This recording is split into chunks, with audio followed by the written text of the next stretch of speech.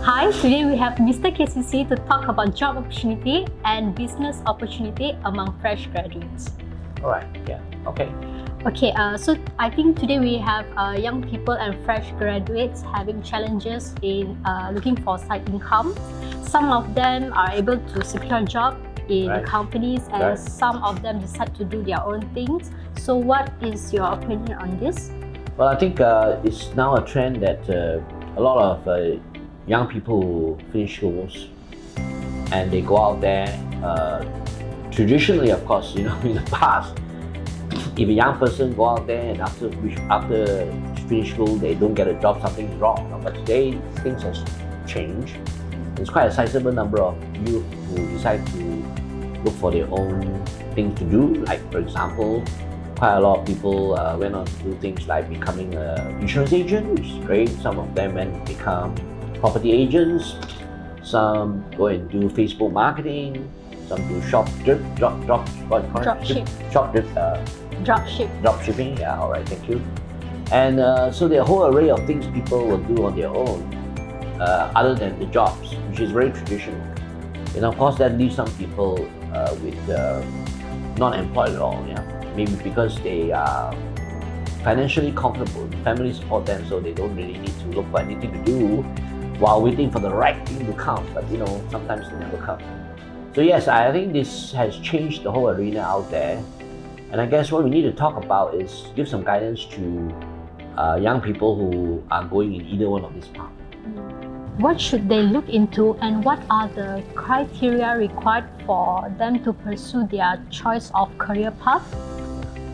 Well, let's talk about people who go out there and get their so-called freelancing job or whatever jobs, which is not in a full employment. Yeah. And that's good. I mean, I have actually one of my students who finished school and has a job waiting for him, but decided to go and start his own business, and he did very, very well. But on the other hand, you get some people who jump into various things because those are things available, like go into some business because some group of people get together and get excited over something, so they jump into it with some money from parents maybe, and then maybe after a while it didn't work, and of course some there are always successes. Of course we tend to hear about those that are successful, the positive stories. You never heard about people who fail because nobody's going to talk about that, right? So it's very important for us to have a clear path to know how to ensure that we are successful in whatever journey that the young person want to take, and not end up losing money or having failures, which at that age can be quite emotionally distressful. When at a very young age you really fail in certain things, or some people are stronger and they can cope with it, but some people may find that challenging. So it's important to be prepared before you go out there and do your own thing. So let's talk about various options. Now the first one is that so-called quasi-job. It's not a job because you only earn money from commissions, such as property agent, insurance agent, unit trust agent, and a lot of people are doing that, and that's great, yeah. And that's something that you would want to consider. But you must also understand that there are a lot of people going to this. So the question you got to ask is, how do you become more successful than the majority of people doing this? And that depends on you in terms of understanding that you need to create a difference. But very importantly, it's also your passion. How come you ended up as and going to this? Nothing wrong with that. I mean, you ended up doing property. Why? Oh, because my friends are doing it. No, that's the wrong reason. And yeah, today young people, they like to do things because your friends are doing it, so you do it. And well, I guess nobody can blame you for that. But at the end of the day, the question asked is it what you really want? Because this is your livelihood. You're going to spend time, effort, energy going out there to do those kind of work. Is it what you really want to do, or is it because you do it because other people are doing it? So that's also the question you need to ask yourself. Nothing wrong with this kind of work that you're doing, but you need to differentiate yourself.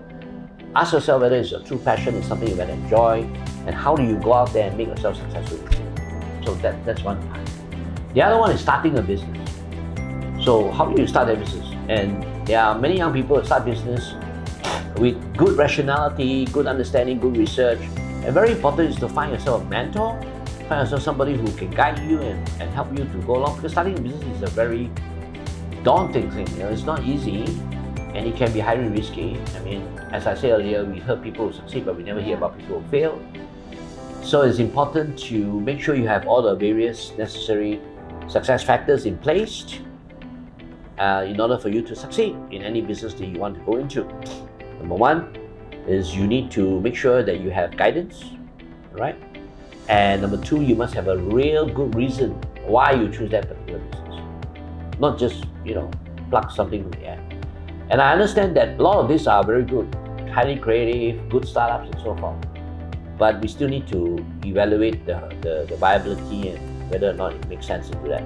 The third thing is you start any business, sometimes you underestimate the amount of resources you require, the cash, the amount of funding you require. So you need to make sure you are properly funded. And the other very important thing is your partners. Who do you bring into the business? And most people tend to bring their friends into the business. And this is what I always tell people. Friends do not always make the best business partner.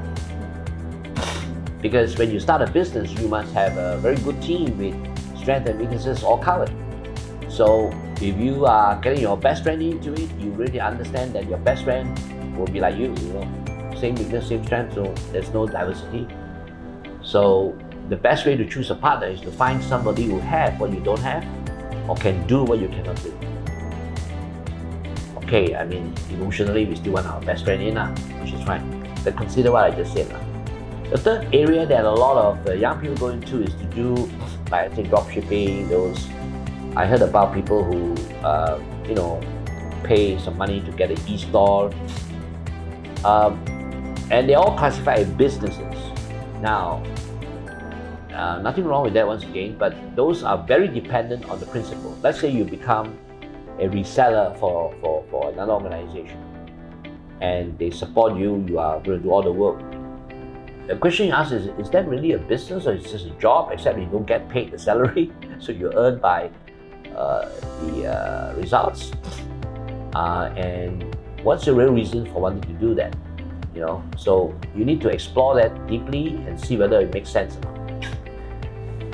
And finally, of course, people who are not doing anything, and I suggest that you don't waste your youth. Go out there and learn something.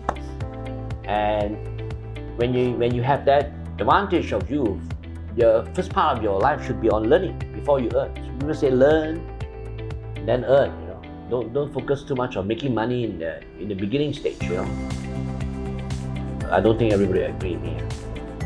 Then I think, from my opinion, the first 5 years or even up to about 8 years of your career should be acquiring, learning, and adding value to yourself so that you are in demand, whether in business or in job. So that's my thoughts relating to people who are not getting a job. Hi, this is KCC and thank you for coming to the session, and there are lots and lots of valuable information that I'm providing here, so don't forget to subscribe to this channel right now below. Press the button and you will constantly be given all this very important information that has great impact on you.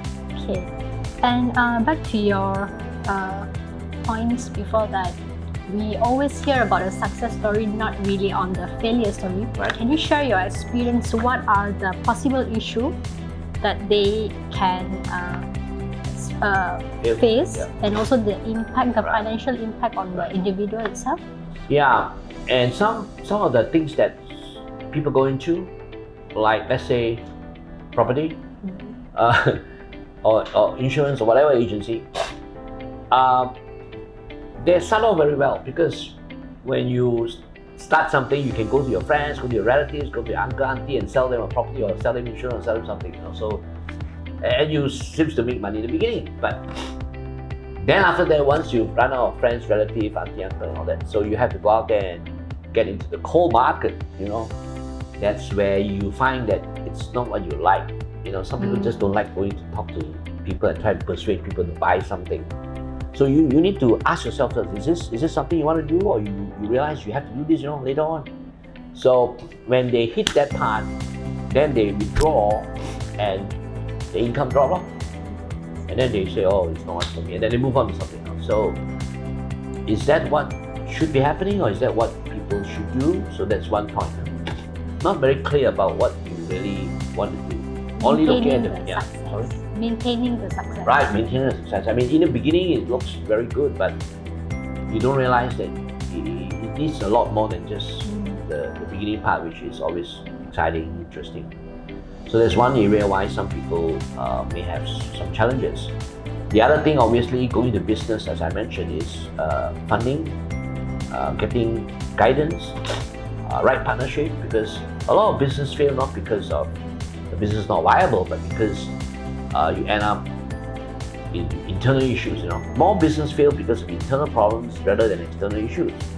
Quarrel with your partner don't agree on certain things, and it's very hard. You spend 5 years to build a business, everything looks good, and then suddenly your partner have different issue with you, and then you break up. Sometimes people say, you don't make money, it's okay. You make money at a time when there's partnership problems. So that's another possible issue that some people face. But at the end of the day, it's really having a more long-term view of what you really want. That means you must ask yourself, what do you want to do?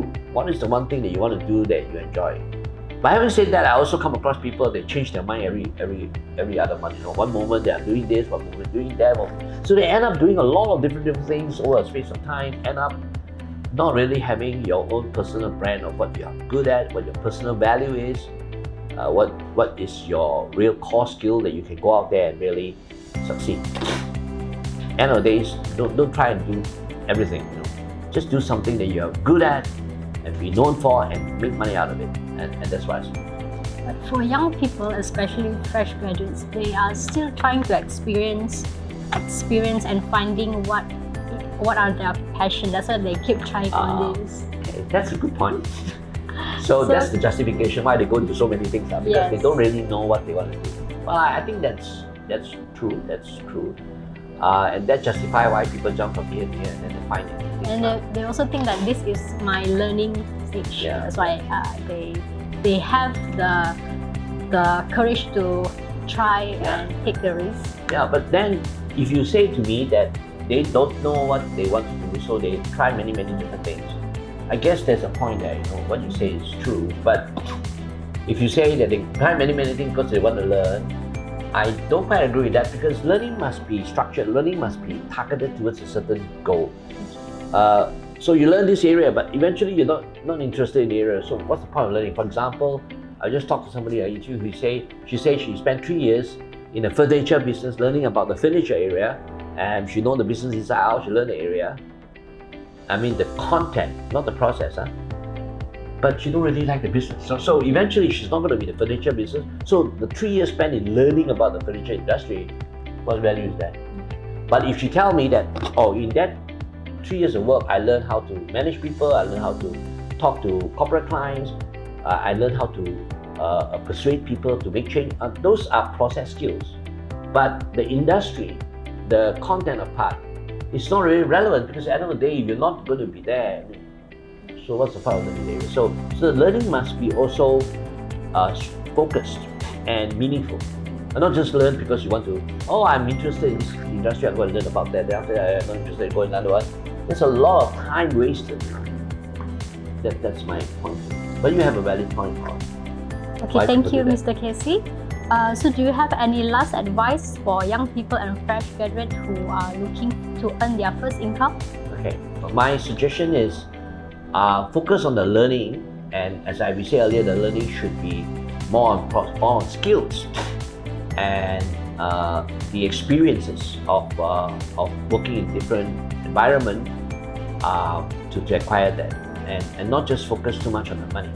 Well, of course you should be getting a decent income, you should be paid reasonably, but the first 5 years of your career should be focusing more on building your personal value and making yourself competent and skillful and able to do things. And then you don't worry about the future. You will always be in demand if you have that competency and that skill. The only thing is you spend the first 5 years after you leave school and you just move from here and there and everywhere, you end up picking up nothing. That is a waste, because time is precious and you don't want to waste your youth on things that is not so meaningful. That's my suggestion. Okay, so thank you, Mr. Casey, for your insights.